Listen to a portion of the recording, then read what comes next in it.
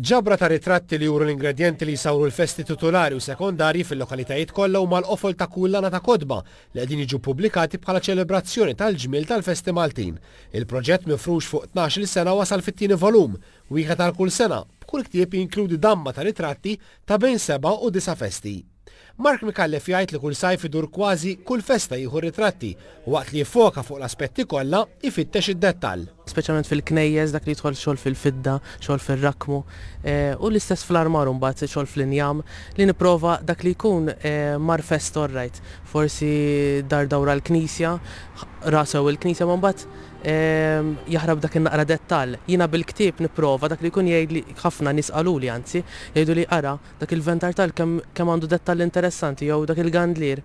Mark imur lil ukoll mill-ladba tal-knejjes, idur dawra tajba mat-toroq ta' kull lokalità, jiffotografa l-armar u t-tiżjin, pedestalli, statwi, trofej, pilandri, pavaljuni u bandalori.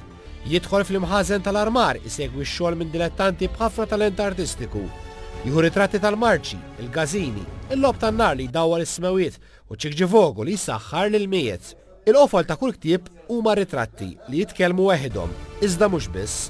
Fil-bidu tal-ktieb qed nagħmlu artiklu speċjalizzat dwar xi aspett tal-festa jew ieħor. Bdejna bis-Sur Charles Colero li kulħadd jafu li tagħna overview ġenerali tal-festi u f'din l-edizzjoni bdejna studju ferm interessanti fuq il-vari proċessjonali Maltin.